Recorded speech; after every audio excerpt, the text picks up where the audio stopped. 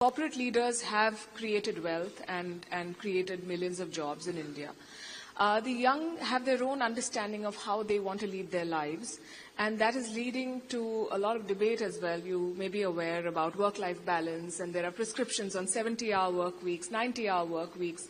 How do you address something like that? You know, what is your idea of this balance, and how much is too much?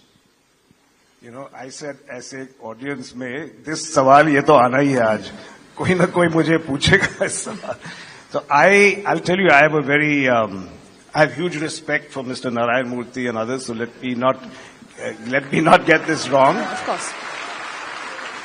But I have to say something. I think this debate is in the wrong direction, because this debate is about the quantity of work. My point is, we have to focus on the quality of work, not on the quantity of work. So it's not about 40 hours, it's not about 70 hours, it's not about 90 hours. What output are you doing even if it's 10 hours? You can change the world in 10 hours. So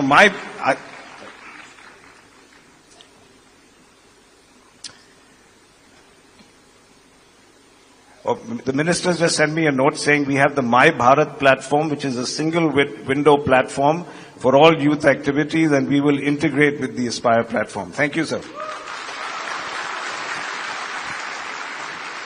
Now, that's what you call an action-oriented government right there. He didn't even wait 1 minute before responding. My salam to you. So coming back to your question, Balki, I have always believed that you have to have leaders and people in your company who make wise decisions, wise choices.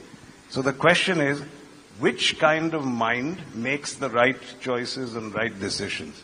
And I think a mind that is exposed to holistic thinking, that is open to inputs from around the world, that's why I'm such a votary of liberal arts.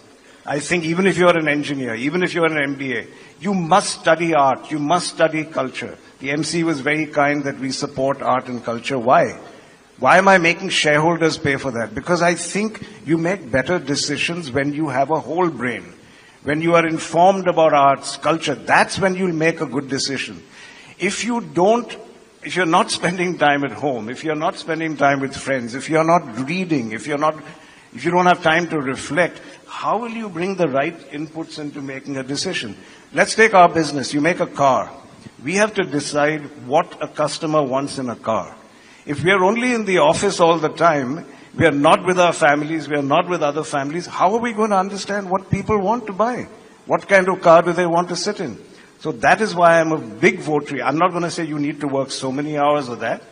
Often you have to be in a tunnel just to complete a project or there's a crisis, but you should not be in a tunnel every time.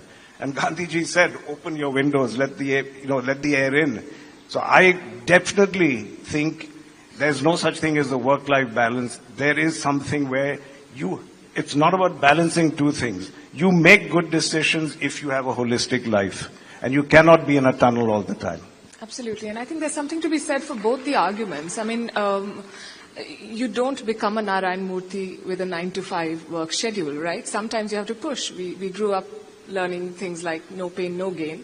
And yet, I think everybody has their own threshold and they decide what they... You're very successful. If I could ask you, how many hours a week do you work? You know, this is what I want to avoid, Palki. I don't want it to be about the time. I don't want it to be about quantity. Ask me what's the quality of my work. Don't ask me how many hours I work.